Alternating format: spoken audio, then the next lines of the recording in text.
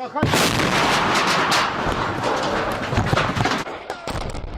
battle to reclaim Sinjar began in the air.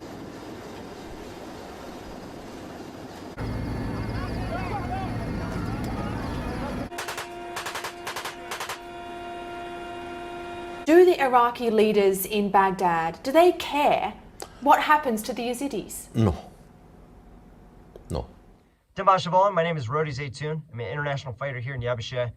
And today we have a day of remembrance. It was 7 years ago to this day that ISIS invaded the Shengal region and created 200,000 Yezidi refugees. And not only that, thousands were put into sex slavery, thousands more were killed, thousands more were forced into converting or joining Daesh. It was a really, really sad situation that did not have to happen. So yeah, I'm going to be giving a history backdrop on this whole situation, what happened the next following days and the months after this invasion. And I'm also going to give a little backdrop on how the Yabasheh was formed, when it was formed, and what we're looking at today, the situation. Because it's still very sad, and it should be on the news.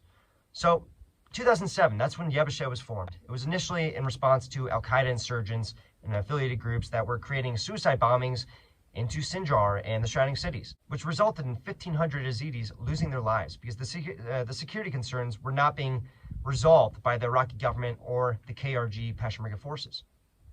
So the Yabasheh was formed in response to this. It was 7 years after that we would have the invasion, which we are remembering today, which resulted in the genocide of many thousands of Yazidis, as I spoke about.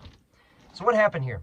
August 3rd, 2014, that's when ISIS invaded. And what happened here was the KRG, the Peshmerga forces, were here when ISIS was, a large majority of ISIS was coming from the Iraqi government, disbanding from the Iraqi army. That's why you see in a lot of the early days of ISIS, the propaganda films was M16s, Humvees riding around, plate carriers, because they disbanded from the Iraqi government. They were invading, and they were now going to be, taking over Shengal and forcibly converting and all the ISIS stuff. I'm sure you guys remember seeing this on the news as well back in the day.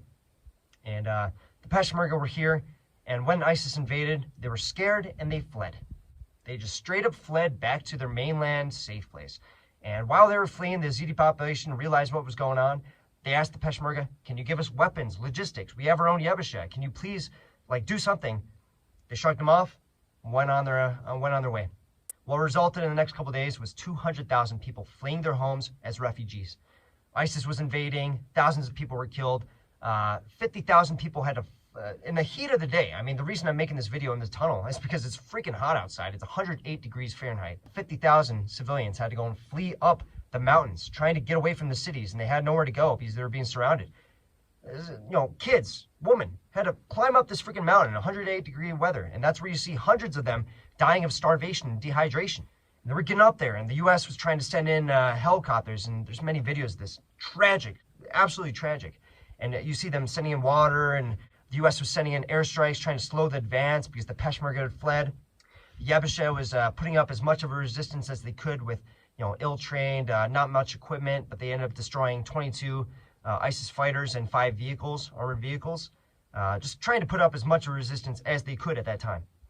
The YPG in Syria, which was a group that I was previously with, the YPG was already dealing with their own fight in Syria in 2014.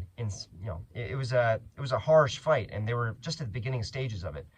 What happened was they saw the situation, so they decided to send some of their forces, make a humanitarian corridor to the Yezidi, to the Sinjar, and they had hundreds of thousands of Yazidis flee into Syria under their defense. And they also sent in YPG fighters to go and help train, give logistics to, arm the Yabasheh that was here. What happened was in the next couple months, we were arming. The Yabasheh was inside these cities trying to defend these people, trying to get them into safe places, and then begin the real invasion. That's when December 2014, after the fact of this whole invasion, Peshmerga came back and were saying, hey, we're back, here we are to defend you, after the fact. And they came back and they ended up taking some of the cities, and 400 militiamen had to spend their lives.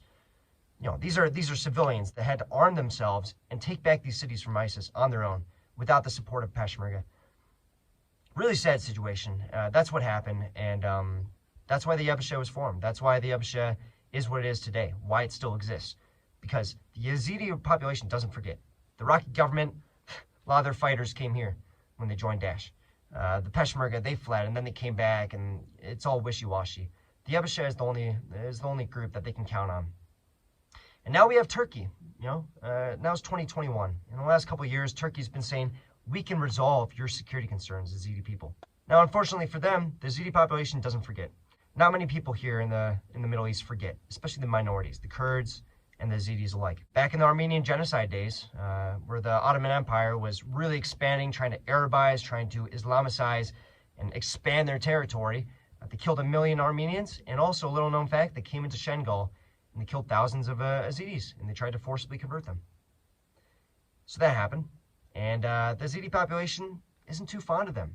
They don't want their presence here. They know that they don't really care, and as soon as something happens here, they know that they are going to be, shrugged off, just like the rest of them, just like the Kurds. That's why the Yabasheh is how it is today. They're looking at democratic confederalism. They're trying to go and find their own resolution for this destabilized region. They understand that they are the only ones they can count on. The Kurds have a saying, the mountains are the only friends of the Kurds. And the Yazidis that I've talked to have a very similar outlook. I mean, it was just the other day that I was talking to a Yazidi man, and he was talking about how the Iraqi government doesn't care, nobody cares, we need the US to come in and give security. Now, I didn't tell him this, but back in 2014 is when I enlisted into the US Marine Corps. Was I sent to Iraq to go and help the Yazidi population? Nope. Did I want to? Yeah. This is why we have international fighters here. We saw it on the news, and some of us remember enough to go and come here, to go and, take place in this Yazidi resolution that they want to go and create on their own. And they're getting the help of democratic confederalism and the groups that are supporting this, and so be it. Why is it for anybody to go and tell them how to live their lives, especially these people that just abandon them as soon as hardships come their way? So that's why the Yabasheh is formed. That's why there's international fighters here. That's why I'm here. We're all here just to help. It doesn't matter how many times Turkey bombs the refugee camps. Just a month ago, they were bombing a Sinjar refugee camp in Shengal. Okay. Like, what are you doing here? What are you doing fruitful?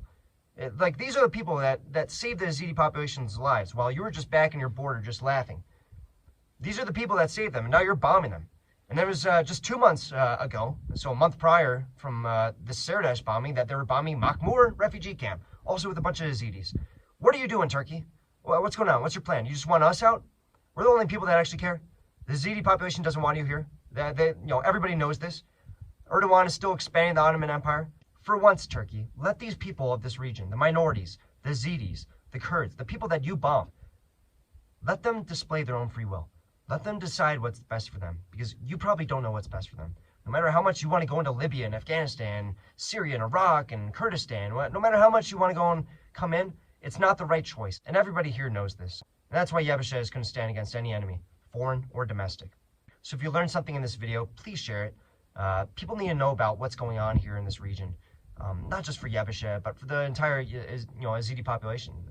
This population is still suffering. It is tragic. They need more support than they're getting. So thank you for watching this video. I'll end it with that.